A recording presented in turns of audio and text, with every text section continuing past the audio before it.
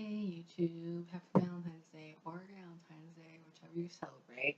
And in honor of Valentine's Day, I have actually read a romance for the first time in a while and worn red and pink, which doesn't really go with green. I end up looking Christmassy a lot, but just for you. So, the romance I read was actually the first in the Winston Brothers series by Reid. It was the one, wait, I have it right here. Truth or Beard, and this one is about Jessica James, who returns home after school to save up money so she can actually travel the world. She's just going back home to work as a math teacher for a while when she happens to run into her longtime secret crush, Bo, who is one of the Winston brothers. He's actually one of the two twins, there's Dwayne and Bo, and Dwayne is the introvert, like sexy, mysterious, but kind of sarcastic one who she never got along with as a child, obviously. And then Bo is the sweet, extroverted, kind one who got something out of a tree for her. I forget what. But so she sees Bo at a party, and they end up hitting it off and going into like an alleyway and kind of fooling around. And she feels all these feelings. And then someone shouts, "Hey, Dwayne, are you back there?"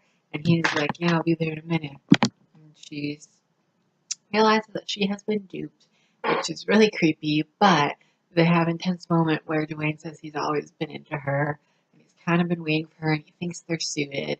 And basically the story is about her deciding what she wants in life and falling in love with him, realizing she wants to travel the world and knowing she has to leave.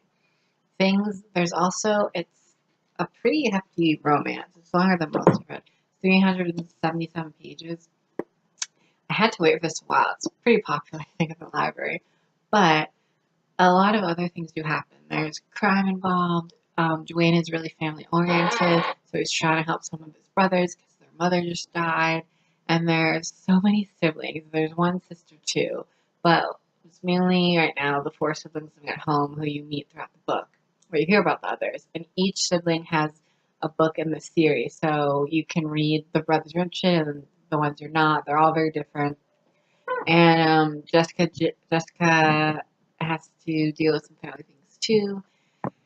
There's a death in her family, and a big secret is revealed, and of course, it all adds to the romance of, oh, what will we do? Can we work this out? And I thought it was a fun read. It was a pretty quick read. I read it in a few days. However, like all romances, there is underlying hidden misogyny and patriarchy. Oh my god.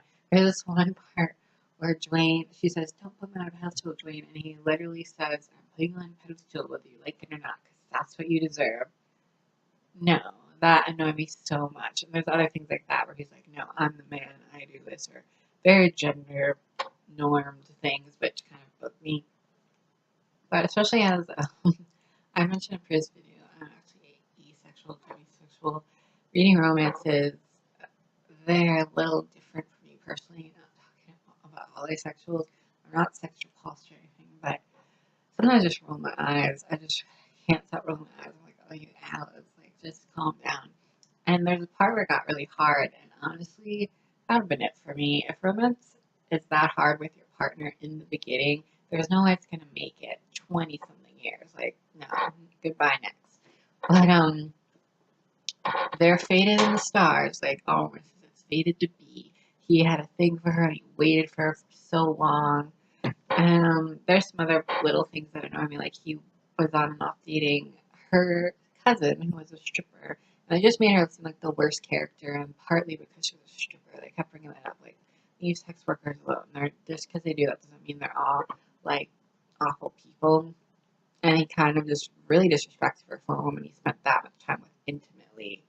He at one point said he would punch her in the face because she almost just got killed, which I get, but he just like turned. It was like he had just some random stranger and had an issue with that.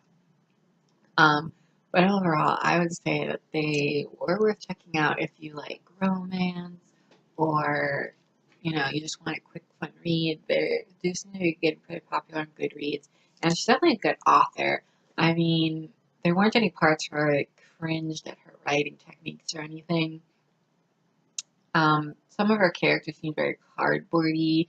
Like there wasn't really anything special about the protagonist, especially Jessica James. She was supposed to be a math teacher, and she mentioned that a little, but she just didn't seem to fit that type. I mean, I'm not trying to say these people fit in a box, but she never brought up math or anything like that during their dates or anything besides randomly bring it up. Oh, math teacher, or I gotta do this math project with the students, so I'm busy.